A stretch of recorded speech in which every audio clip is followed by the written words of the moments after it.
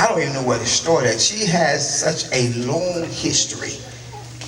So I'll just highlight a few things. I want to get right to the depth of the conversation so she can be a blessing to this generation. Amen. She was the first African American woman in the city of Houston to serve on the Houston City Council District B. The very first. The very first. She has served as the president of the NAACP as a black woman. Come on, give God praise. She has served as a trustee on the Houston Independent School District Board. Give God praise. A graduate of Phyllis Wheatley High School over in the Fifth Ward area. Amen, amen. And this goes on and on with her list of accomplishments goes on and on and on. So I'm going to stop right there because there's more. You can Google her name and you're going to need a lot of time to read everything she has accomplished. But my first question to you this morning is, when you first started out, there were not many people of color, especially women of color, that were striving to break the barriers. I mean, you grew up in a time where colored water fountains, things of that nature, Woolworth strike downtown, yet there was something inside of you. I say it this way, the dream of a dreamer only comes true if the dreamer has the faith to see it all the way through. What gave you the tenacity and the faith not to just be another little colored girl in the hood, but to reach for greatness? What pushed you to greatness?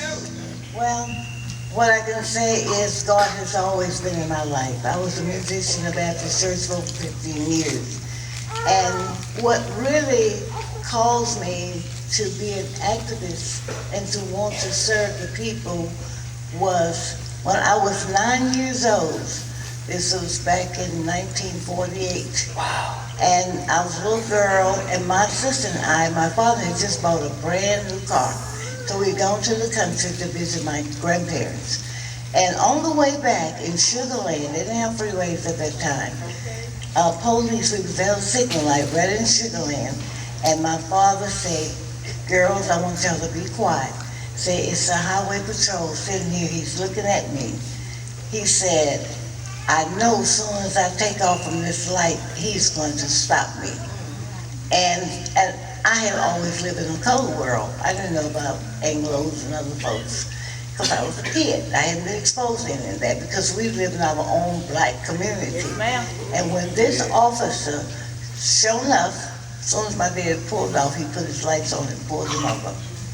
And so when he came up to the car, he said, "Whose car is this? Why you is in this car?" Wow. And you know you can't have a car like this. And so my dad said, "Yes." I said, I heard my sister. I said, "Girl, why is there something?" He said, "I told y'all to be quiet back there." And he said, "Yes, I know. The good old white man I worked for down in River Oaks. That's how I got it." He said, "Boy, let me see your papers." He said, "Officer, okay, I'm moving my hand and I'm going to my glove compartment. I just want you to know that's where my papers are. And so I'm moving over here in front of my wife and get my papers. Is that okay?" And he said, "Boy, get the papers and let me see them." So he did. And so when he saw the papers, he told my father, "All right, you get on down this highway, and I don't want to be seeing you up and down this highway." And so my father was talking like the slaves did way back in the day. So I asked him, as soon as we took off, I said, "Daddy, why are you talking like, why did you talk to this man like that?" I mean, I'm so inquisitive as a kid. Yes. And he said, "Baby, you just don't know. Daddy left home when I was 13 years old because I would not work on a Sunday, and the ranger came to my home, and my mother shot her gun up in the air and said, 'My boys go to church, they don't work on Sundays.'"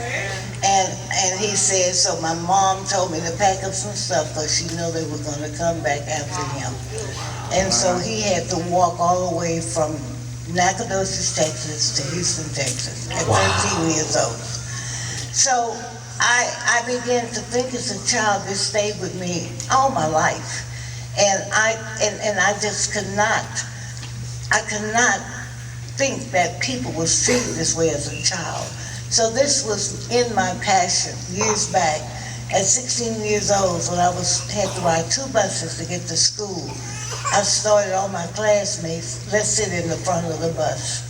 And because we was the last one on the line to get out. At that time, they only had white bus drivers. So this is how I started my activism. And we would meet up downtown. The Washington students have to go through town to get to the Heights. We had to ride buses. We didn't have school buses for us. And because we lived on Hardy Street. So we had to come from Philly, catch a bus, go to town, catch another one, go. And so the Anglos would get on the bus and they would tell the driver, get those in, make them go sit in their part.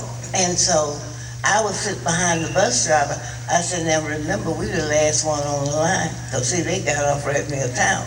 So he was afraid because he was an elderly Anglo guy.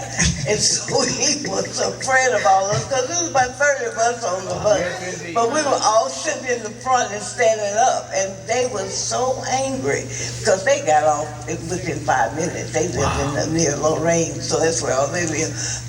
And so this is how my passion started for wanting to make a difference for my community. I got married at a young age. My mom wanted me to go to college, but I refused because I had the best husband in the world. I couldn't let him get away and go out of town to college. 60 years. How many years? 60. We celebrated our 60th anniversary last year. And so, because he was good. He was one of the best, respectable, kind, generous young men. So, and he would always say, Carol, you need to stop this. Somebody's going to harm you. But I knew that was God's will because he ordered your steps. He placed you where he wants you to be at the time. And so we bought our home and moved into the Cashman Garden community back in 1960. We had dirt streets. We had no street lights. And we only had one person who became a council member, Justin Robinson, that was down there with all the Anglos. Yes. So I went to him. I said, Judge, we got to do something. I said, we don't have anything. Our community is horrible. He said, baby, I can't do nothing by myself. These people, I'm just a picture up here, a token. He said, but I can't get nothing done, request nothing. He said, I need some help. So I was very involved. I was very involved in the community. I was precinct judge. I was the secretary for the Senate district that I represented, I lived in. And so I had these good Hispanics and Anglo friends. And I said, well, Lord, I can't do this by myself. I need to connect. So you have to network. Yes. And if you want to be successful. And really, to be honest, God forgive me to say this in church, but I actually hated white people when I was young. It took me a while to be around them to grow a passion for them because I never forgot. Don't feel bad, they hated you too. I never forgot what they did to my father. And so, but as I got involved with other races of people, I began to care for them. And what happened, I had a good white friend named Ann Willer, and a good Hispanic friend who my sister tutored and taught in law school at TSU for Mencio Reyes. He was a law student in her class, and I knew him personally. So I went to him because he was involved with us, and I talked to him and Ann. I said, look, we got to change the way the council is structured. They only had 9. And they said, what? I said, we need some council persons that live in our district who know our problem to represent us, so we need to get it enlarged. I said, it's enough of us. They said, well, Carol, how are we going to do this? I said, let's get a petition, put it on the ballot. So Valencia said, oh, great, that's what we'll do. He took care of the Hispanic community. I took care of the African-American community all across the city, getting this petition signed, and Ann Willer took care of the Anglo community. So we were able to get it on the ballot, but we thought we was gonna have to sue because the city didn't want to get it on the ballot.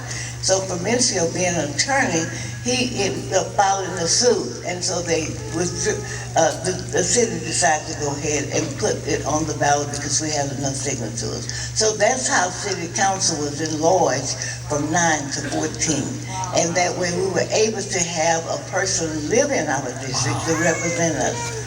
And So you didn't make excuses. Right. You made action. That's right. So I want you to tell us, this generation, how to go from complaining, whining, and blaming Trump to being active in our communities, taking control of our communities, That's right. and turning back our communities. So what advice would you give us in this generation on how to take back our communities and be strong communities once again?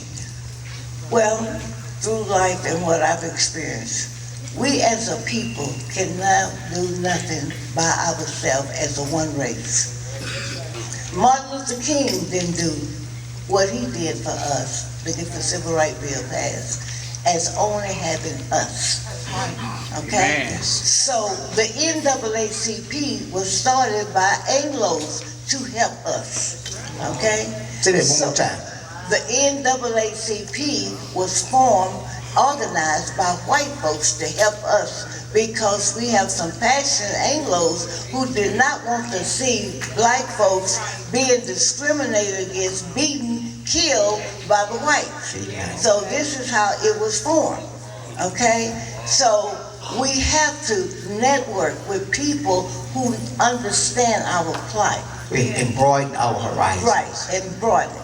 It can be done. So this is what you have to do. You just can't do it alone. We can go out and yell and scream all day, but that's not going to get us nowhere. They'll just kind of keep us kicked to the back, because they're the one with the money, and money rules this world. So you have to network with folks who got money.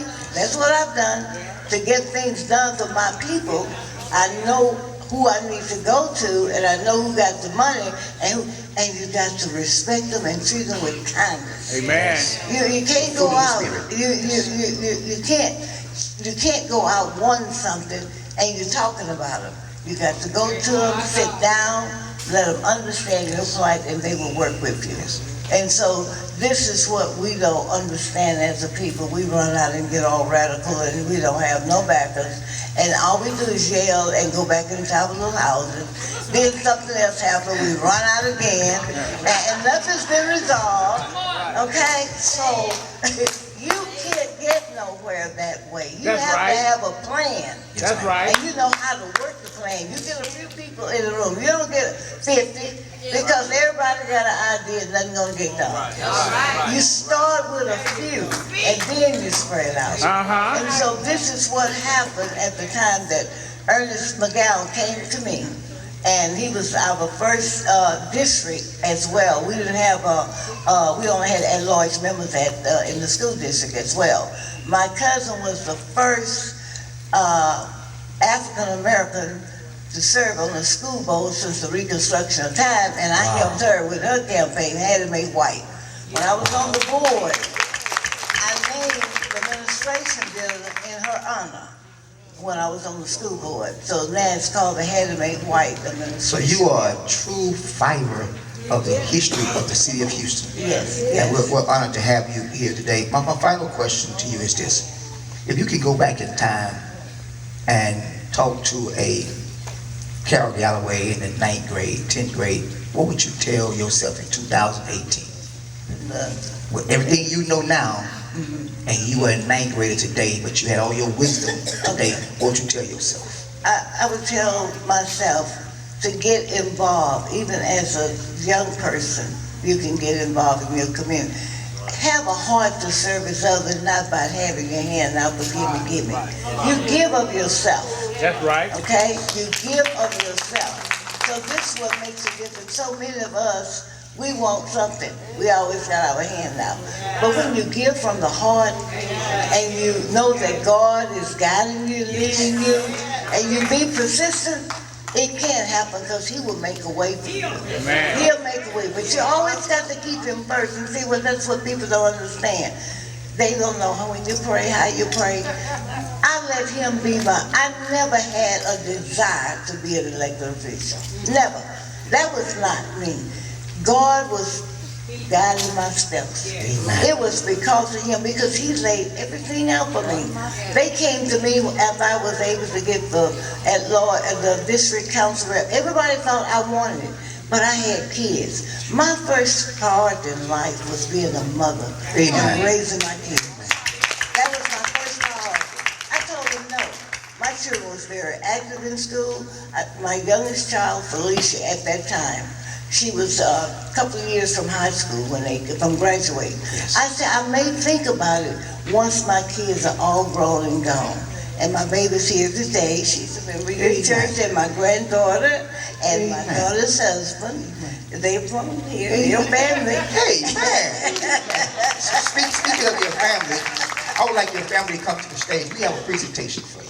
And I would like my wife to come and join us. Thank you so much for everything you've done for us as a people, for this city. We honor you on today, and